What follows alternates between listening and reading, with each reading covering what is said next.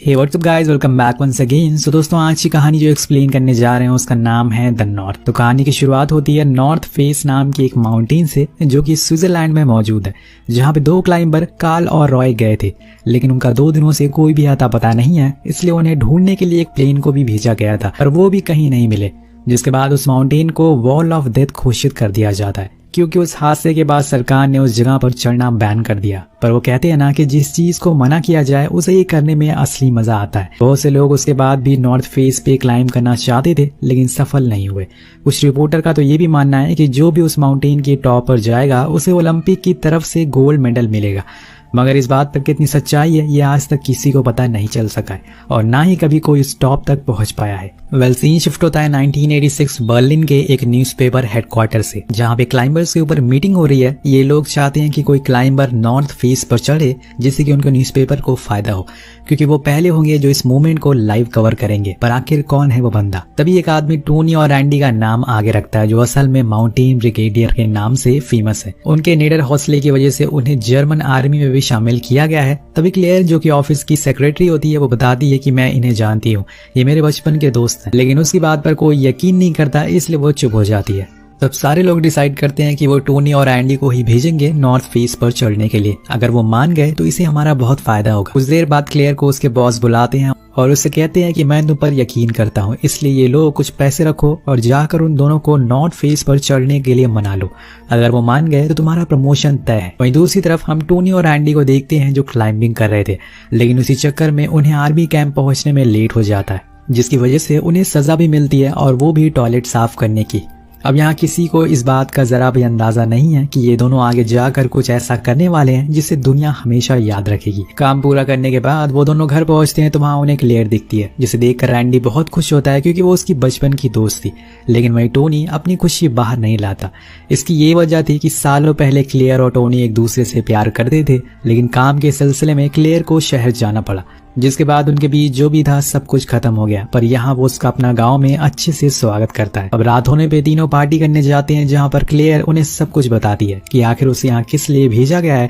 पर टोनी साफ साफ मना कर देता है, क्योंकि वो क्लेयर और रॉय को बहुत अच्छे से जानता है और उनके साथ क्या हो सकता है इस क्लाइंबिंग में ये भी जानता है। उसका ये कहना था कि वो अभी पूरी तरह से तैयार नहीं है इस खतरनाक चढ़ाई करने के लिए, और इसीलिए वो क्लेयर को साफ साफ मना कर देता है। जिसके बाद उन दोनों में बहुत बहस भी होती है, क्योंकि उसका ना कहने से क्लेयर का प्रमोशन रुक जाएगा। लेकिन टोनी कहता है कि तुम्हें बस हमेशा खुद की फिक्र रहती, अगर हमें कुछ हो गया तो क्या तुम इसकी जिम्मेदारी लोगी? मतलब वो वापस बर्लिन आ जाती है और वो दोनों अपने काम में लग जाते हैं। क्लेयर का बॉस कहता है कि मुझे पता है कि उन्होंने मना कर दिया, पर मैंने 2 ऑस्ट्रेलियन क्लाइंबर स्मिथ और जॉन को इस काम के लिए राजी कर लिया है। अब वो हमारे लिए नॉर्थ फेस पर क्लाइंबिंग करेंगे, और इसीलिए उनका इंटरव्यू लेने के लिए हम कल स्विट्जरलैंड जा रहे हैं। वहीं दूसरी ओर टोनी और एंडी के दिमाग में वही नॉर्थ फेस वाली बात अभी भी घूम रही थी। वो चाहते तो हैं ये करना, लेकिन बहुत सी चीजें उन्हें ऐसा करने से रोक रही है। एक रात टोनी बहुत सोचता है और आखिरकार वो इस फैसले पर आता है कि उन्हें ये करना ही है, और ये करने से वो बहुत सारे पैसे कमा सकते हैं। कम से कम इस गरीबी से तो उन्हें फुर्सत मिल सकेगी, लेकिन वहां जाने के लिए उन्हें आर्मी से कुछ दिनों की छुट्टी लेनी पड़ेगी। वो अपने सीनियर को बहुत मनाने की कोशिश करते हैं, लेकिन उन्हें छुट्टी नहीं मिलती, इसलिए वो अपनी उस जॉब को ही छोड़ देते हैं और फिर उस क्लाइंबिंग की तैयारी में लग जाते हैं। उन्होंने अपना सारा सामान पैक कर लिया था, लेकिन दोनों के पास इतने पैसे नहीं थे कि वो ट्रेन से जा पाते, इसलिए वो डिसाइड करते हैं कि वो 700 किलोमीटर का सफर साइकिल से ही पूरा करेंगे, जिसमें तकरीबन बहुत समय लगने वाला है। उधर क्लेयर और उसके बॉस ट्रेन से आराम से स्विट्जरलैंड की तरफ आ रहे थे। इस ट्रेन में बहुत से अमीर लोग बैठे थे, जो टोनी और एंडी जैसे गरीब लोगों को देखकर लुत्फ उठाने आ रहे थे। इन लोगों को इस बात की कोई फिक्र नहीं है कि अगर वो मारे गए तो क्या होगा, अब इनको बस एंटरटेनमेंट चाहिए था। इसके बाद क्लेयर और उसका बॉस दोनों स्विट्जरलैंड पहुंच जाते हैं और वहां जाके एक होटल में स्टे लेते हैं। और भी बहुत सारे रिपोर्टर वहां पर आए थे जो क्लाइंबर्स का इंटरव्यू लेने आए थे। टोनी और एंडी भी अपने इस लंबे सफर को पूरा करके नॉर्थ फेस के नीचे पहुंच चुके थे, लेकिन वहां वो देखते हैं कि उनसे पहले ही बहुत सारे क्लाइंबर पहुंच चुके हैं, जिनमें स्मिथ और जॉन भी मौजूद थे, जिन्हें क्लेयर के बॉस ओलिव ने यहाँ पर बुलाया था। कुछ समय वहां बिताने के बाद उन दोनों उस जगह को एक्सप्लोर करने लग जाते हैं, ताकि उन्हें पता चल सके कि आखिर कैसे कैसे ऊपर जाना है। ओलिव और क्लेयर दोनों रात एक स्पेशल ट्रेन बोर्ड करके एक पॉइंट पर पहुंचते हैं, जहां से उन्हें नॉर्थ फेस का अच्छा व्यू मिलता है। और तभी क्लेयर का पैर फिसल जाता है और वो गिरते गिरते बचती है। अब दूसरी तरफ जब वो जॉन और स्मिथ का इंटरव्यू ले रही थी, तब उसे वहां पर एंडी दिख जाता है, जो उसे देखकर वो थोड़ा शॉक में होती है, कि उन्होंने तो मना कर दिया था तो वो यहाँ कैसे आ गए। उसे ये सब पूछने का समय नहीं मिलता क्योंकि उससे पहले ये ओलिव उन दोनों को डिनर के लिए इनवाइट कर देता है। जिसके बाद सारे लोग रात में मिलते हैं जहाँ पे एंडी सबको बताता है कि उन्हें ये क्लाइंबिंग करके रिकॉर्ड बनाना है कि जिन्होंने सबसे कम टाइम में नॉर्थ फेस पर चढ़ाई करी। अब ये सुन के सब हैरान थे, लेकिन क्लेयर को कहीं ना कहीं ये पता था कि वो ये कर सकता है, इसलिए वो उन दोनों के लिए प्रार्थना करती है। फिर सब साथ में डिनर करते हैं। अब अगली रात जब सारे अमीर लोग होटल में आराम कर रहे थे तभी बाहर तेज बारिश होना शुरू हो जाती है, जिसमें एंडी और टोनी का कैंप उड़ते उड़ते बचता है और हमें यहाँ पर अमीरी और गरीबी का फर्क दिखाया जाता है। सीन कट होके पहुंचता है 18 जुलाई की रात। ये वही रात है जिससे इतिहास के नए पन्ने की शुरुआत होने जा रही थी।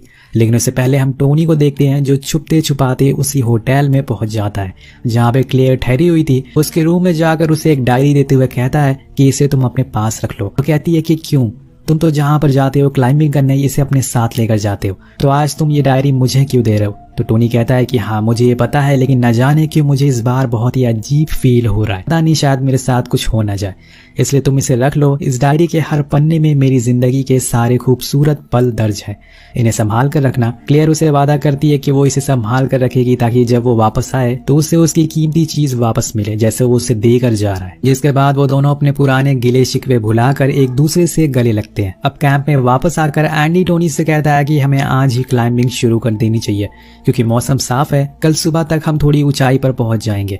तो दोनों अपना सामान रेडी करते हैं और निकल जाते हैं नॉर्थ फेस के टॉप पर पहुंचने के लिए। लेकिन उन्हें जाते हुए स्मिथ और जॉन भी देख लेते हैं तो वो भी उनके पीछे पीछे चढ़ाई शुरू कर देते हैं। अब धीरे धीरे सूरज निकल आता है, लेकिन तभी एंडी से एक पत्थर टूट जाता है जो जाकर नीचे जॉन के सिर पर लगता है, जिससे वो घायल हो जाता है। और तब पहली बार टोनी और एंडी को उन दोनों को देखने को मिलता है। उन्हें वो वार्न भी करते हैं कि वो उनका पीछे ना आए, लेकिन जॉन और स्मिथ नहीं मानते क्योंकि उन्हें ये अच्छे से पता था कि एंडी और टोनी उनसे लाख गुना अच्छे क्लाइंबर है, इसलिए अगर वो उनके पीछे पीछे क्लाइंब करते रहे तो वो ऊपर तक पहुंच सकते हैं, इसलिए वो बस उनका पीछा करते हुए आगे बढ़ते रहते। उधर होटल में सबको पता चल जाता है कि दो टीम ने क्लाइंब करना शुरू कर दिया है, इसलिए सभी लोग फौरन अपना अपना टेलीस्कोप लेकर बालकनी में आ जाते हैं। उन चारों की फोटोज लेने के लिए सभी होड़ में लग जाते हैं। वहीं दूसरी ओर नॉर्थ फेस पर दोनों धीरे धीरे करके अब आगे बढ़ रहे थे, लेकिन उनके पीछे का सब मोड़ आ जाता है जहां पर टोनी अपना हुनर दिखाता है। वो एक रस्सी की मदद से दूसरी साइड छलांग मारकर चला जाता है, लेकिन जब बारी जॉन और स्मिथ की आती है तो उन्हें ये करने में बहुत दिक्कत होती है, पर वो भी जैसे तैसे ये कर ही लेते हैं। कुछ समय के बाद अंधेरा हो जाता है तो टोनी और एंडी वहीं पहाड़ पर ही अपनी रात गुजारते हैं, सिर्फ एक रस्सी के सहारे। उन्होंने अपना टेंट बनाया था, लेकिन यहाँ होटल में सब लोग आराम से अपनी रात गुजार रहे थे और इस बात को डिस्कस कर रहे थे कि उन्हें किस क्लाइंबर पर बोली लगानी चाहिए। अब सुबह हो जाती है और सब फिर से चढ़ना शुरू करते हैं, लेकिन यहाँ स्मिथ के सर पे जो चोट लगी थी वो बढ़ रही थी, इसलिए जॉन कहता है कि उसे नीचे जाकर आराम करना चाहिए, लेकिन वो उल्टा उसी पर चिल्लाना शुरू कर देता और कहता है कि नीचे जाकर उन्हें कुछ हासिल नहीं होगा, इसलिए बेहतर है कि वो बस ऊपर चढ़ते रहें। इन लोगों को दोस्तों 11 घंटे बीत चुके हैं क्लाइंबिंग करते हुए और अब ये 3100 फीट की ऊंचाई पर है, लेकिन अभी भी सफर बहुत ही लंबा है। पर कुछ समय के बाद इनका सामना होता है बर्फीले तूफान से, जिससे कि ठंड और ज्यादा बढ़ जाती है और ऐसे मौसम में पकड़ बनाना बहुत ही मुश्किल था। लेकिन ये रुकने वाले नहीं थे। अब बीच रास्ते में एंडी को कुछ बर्फ के नीचे दबा हुआ मिलता है, जो असल में कार्ल और रॉय की डेड बॉडी थी, जो न जाने कितने दिनों से यहाँ पर जमी पड़ी थी। वो लोग उनकी लाश को एक स्लीपर बैग में बंद कर देते हैं और नीचे फेंक देते हैं ताकि उनके परिवार वाले उन्हें आखिरी बार देख सकें।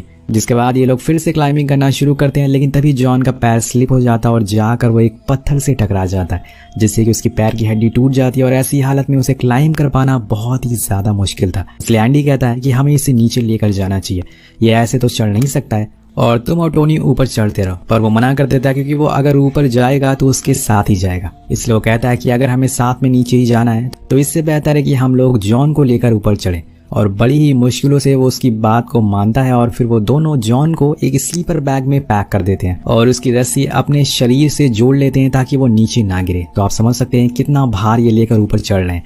देन वो फिर से दोबारा क्लाइंब करना शुरू करते हैं, लेकिन फिर से इनके सामने मुश्किलें आना शुरू हो जाती है और तूफान की स्पीड अब तेज होती जा रही थी, जिससे कि ठंड बर्दाश्त कर पाना बहुत मुश्किल हो रहा था। अब दोस्तों फाइनली 20 जुलाई को ये लोग उस जगह तक पहुंच गए थे जहां से थोड़ी ही दूर पर टूरिस्ट स्पॉट व्यू है, लेकिन इन्हें तो ऊपर जाना है, इसलिए वो और ऊपर चढ़ना शुरू करते हैं। लेकिन तभी एक रस्सी छूट जाती है क्योंकि पत्थर अब बर्फ की वजह से फिसलने लगा था और उसी रस्सी को बचाने के चक्कर में टोनी का एक हाथ का ग्लव्स भी नीचे गिर जाता है और अब ठंड की वजह से उसका हाथ धीरे धीरे जमने लग गया था। वहीं तूफान भी अब बढ़ने लगा था, जिससे सामने देख पाना मुश्किल हो रहा था। इसलिए चारों डिसाइड करते हैं कि वो लोग एक जगह इकट्ठा होकर बैठ जाएंगे और सोएंगे नहीं, क्योंकि अगर उन्हें नींद आई तो वो जमकर मारे जाएंगे। इसलिए उस रात सभी जागते रहते हैं और 21 जुलाई की सुबह एरिया में खबर फैल जाती है कि तूफान अब और तेज होने जा रहा है। इसलिए जो भी रिपोर्टर होटल में ठहरे हुए हैं उन्हें अपने अपने क्लाइंबर्स की फिक्र हो रही थी। पर वहीं ओलिव, वो पत्थर दिल का इंसान था, वो कहता है कि कोई नहीं, उनका यही काम है, इसलिए वो बेहतर होगा कि उन्हें यह काम करने दो। लेकिन क्लेयर को अब टोनी की फिक्र होने लगी थी, वो उसे ऐसे मरने तो नहीं दे सकती। इसलिए वो बिना किसी को बताए उस टूरिस्ट व्यू पॉइंट पर चली जाती है और वहां से टोनी टोनी पुकारने लगती है, लेकिन कोई जवाब नहीं आता। और तभी वहां केयर टेकर आता है जो उसे अंदर चलने को कहता है, क्योंकि इतने तूफान में उन तक आवाज पहुंच पाना बहुत मुश्किल है। पर क्लेयर कहती है कि वो लोग यहीं पर है, मुझे पता है। और वो कहते हैं ना दोस्तों कि ऊपर वाला बहादुरों की आवाज जरूर सुनता है। टोनी को क्लेयर की आवाज सुनाई दे देती है और साथ में उसकी टॉर्च लाइट भी दिख जाती है, जिसके बाद वो भी उसे आवाज लगाता है, जिससे उसे पता चल जाता है कि वो ज्यादा दूर नहीं है। बैंडी कहता है कि हमें किसी तरह से व्यू पॉइंट तक जाना होगा, वरना हम यहीं जम जाएंगे।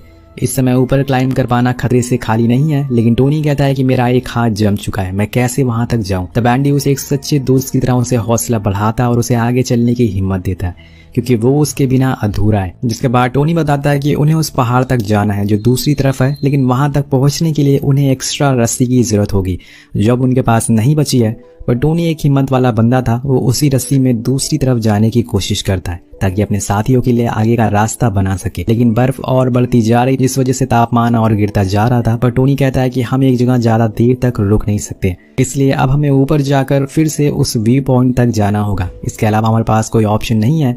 उधर होटल में सबको खबर मिल जाती है कि वो चारों क्लाइंबर्स ज्यादा देर तक जिंदा नहीं रह पाएंगे। सबको ये सुनकर बहुत बुरा लगता है, लेकिन यहाँ ओलिव के दिमाग में अभी भी पैसा आ रहा था। वो भागते हुए उसी व्यू पॉइंट पर आता है और क्लेयर से कहता है कि तुम्हारे पास इससे अच्छा मौका नहीं मिलेगा, जाओ और उन लोगों की फोटोज क्लिक करो। लेकिन वो मना कर देती है और कहती है कि वो यहाँ पर उन लोगों की फोटोज नहीं बल्कि उनकी जान बचाने के लिए आई है। दोस्तों 21 घंटे बीत चुके थे और इन लोगों को मौत से लड़ते लड़ते, लेकिन तभी एक हादसा हो जाता है और यह हादसा सब कुछ बदल देता है। ऊपर से बहुत सारा बर्फ इनकी रस्सी पे गिरने लगता है, जिसे इसमें जाकर एक हुक से टकरा जाता है और उसकी वहीं मौत हो जाती है। दूसरी ओर जॉन, जिसकी रस्सी टूट जाती है और वो सीधा नीचे खाई में गिर जाता है। पर एंडी अभी भी जिंदा था, लेकिन उसकी रस्सी भी अब छूटने वाली थी, जिसे टोनी ने पकड़ रखा था। वो उसे कहता है कि भाई ऊपर आ जाओ जल्दी, रस्सी छूटने वाली है। लेकिन वो कहता है कि अब शायद तुम्हें खुद अकेले ही इतिहास लिखना होगा। एंडी दोस्तों अपनी रस्सी काटने लगता है और उसे ऐसा करता देख टोनी उस पर बहुत चिल्लाता और कहता है कि जल्दी से ऊपर आ जाओ। पर यह बात दोनों को अच्छे से पता थी कि वो रस्सी बस एक ही आदमी का भार संभाल सकती है। इसलिए एंडी रस्सी को काट देता और सीधा नीचे खाई में गिर जाता है। उसने बस ये टोनी के लिए किया था ताकि वो जिंदा रह सके। अब अपने सामने उसे मरते हुआ देख टोनी वहीं रोने लगता है और वो पूरी तरह से टूट चुका था और तेज तेज चिल्लाने लगता है, जिसे क्लेयर भी सुन लेती है और वो समझ जाती है कि जरूर कुछ हुआ है। अब यहाँ उसे भी पता चल चुका था कि ऐसे बैठे रहने से कुछ नहीं होगा, उसे नीचे जाना होगा किसी से मदद मांगने के लिए। अब आधे से ज्यादा लोग यहाँ से जा चुके, जिन लोगों ने इन चारों पर बोली लगाई थी, लेकिन एक क्लाइंबिंग की टीम अभी भी यहाँ मौजूद थी, जिसके सामने क्लियर टोनी की जान की भीख मांगती है और गिड़गिड़ाते हुए उससे मदद मांगती है। अब वो लोग भी क्लाइंबर्स थे, इसलिए क्लाइंबर्स की जान की कीमत जानते थे, इसलिए वो मान जाते हैं और फौरन उस स्पॉट पे पहुंचते हैं। उधर टोनी अभी भी खुद को उस व्यू पॉइंट पर ले जाने की कोशिश कर रहा था, लेकिन अब उसे देख के साफ साफ पता चल रहा था कि उसके अंदर अब ताकत खत्म हो चुकी है। पर तब तक हम देखते हैं कि वो 3 लोग की क्लाइंबिंग टीम स्पॉट पर पहुंच जाती है, लेकिन उनके लिए ऊपर चढ़ पाना इतना आसान नहीं था। इसलिए वो क्लेयर से कहते हैं कि कैसे भी करके ये रात निकल जाए, हम लोग कल सुबह जाकर टोनी को ले आएंगे। लेकिन क्लेयर को ये बात पता है कि कल तक शायद टोनी जिंदा ना बच पाए, इसलिए वो उदास होकर बालकनी से बाहर एक कोने पर जाकर बैठ जाती है और पूरी रात टोनी टोनी पुकारती रहती है ताकि उसे यह एहसास होता रहे कि वो अकेला नहीं है। फाइनली सूरज निकलता है, जिसके बाद टीम फिर से ऊपर चढ़ना शुरू करती है और एक जगह पर रुककर वो टोनी को आवाज लगाती है कि अब हम इससे आगे नहीं जा सकते, इसलिए तुम अपनी रस्सी नीचे फेंक दो ताकि हम उसे पकड़कर ऊपर आ सके। वेल दोस्तों, यहाँ पे टोनी की हालत को देखकर इस बात का अंदाजा लगा सकते हैं कि उस जगह पर कितनी ज्यादा ठंड पड़ रही है, क्योंकि टोनी का पूरा चेहरा जम चुका था। उसके हाथ पैरों ने काम करना बंद कर दिया था, लेकिन वो फिर भी अपने मुंह से अपनी रस्सी को खोलता है। लेकिन उस रस्सी को देखकर एक क्लाइंबर कहता है कि ये उस लायक नहीं है कि हम इसे पकड़कर ऊपर चढ़ सके, और ये बात सुनकर सभी लोग मायूस हो जाते हैं। पर तभी हम देखते हैं कि टोनी खुद उस रस्सी के सहारे नीचे आ रहा था। जिसे देखकर सभी के चेहरे पर स्माइल आ जाती है। लेकिन एक समय आता है जब टोनी की रस्सी खत्म हो जाती है और वो बालकनी के ऊपर ही लटका रहता है। तो क्लेयर ऊपर चढ़ती है और उसके करीब जाकर कहती है कि देखो टोनी, इधर आओ, देखो मैं तुम्हारे लिए यहाँ तक आ गई हूँ, उठ जाओ, चलो मेरे साथ, चलो हमें एक साथ भी तो रहना है ना, इस रस्सी को पकड़कर मेरी तरफ आ जाओ। उसकी आवाज़ सुनकर वो अपना सर उठाता है, लेकिन अगले ही पल उसके शरीर से उसकी जान निकल जाती है और वो अपना दम यहीं तोड़ देता है। उसकी ऐसी मौत देखकर क्लेयर पूरी तरीके से टूट जाती है। उसकी पूरी टीम उदास हो जाती है और वहीं रोने लगती है। यहाँ क्लेयर को क्या पता था कि डायरी देते वक्त जो बात उसने कही थी वो कुछ इस तरह से सच हो जाएगी। अब दोस्तों यहाँ पर ओलिव क्लेयर को वापस जर्मन जाने को कहता है, पर इतना सब कुछ होने के बाद उसे समझ आ गया था कि अगर वो उस दिन टोनी और एंडी के पास ना जाती और ना ही उन्हें इस पहाड़ के बारे में बताती तो शायद आज वो दोनों जिंदा रहते। अब ये सारी बातें छोड़कर उसने ओलिव की जॉब छोड़ दी और एक फोटोग्राफर बन गई है, जिसमें वो खुद की पसंद की फोटोज खींचती है और आज वो खुलकर जी रही है। उसे हमेशा से इस बात का दुख रहेगा कि टोनी उसके पास नहीं है, लेकिन वो फिर भी खुश रहने की पूरी कोशिश कर रही है। इस पूरी कहानी में आपको प्यार, हुनर, दोस्ती, हर एक चीज की सही परिभाषा देखने और सीखने को मिलती है। इस वीडियो पर एम करते हैं 350 कमेंट का, जिसके साथ ये कहानी खत्म हो जाती है। तो आपको ये कहानी कैसी लगी नीचे कमेंट करके जरूर बताएगा। मिलते हैं आपसे अगली वीडियो में। Thank you so much watching.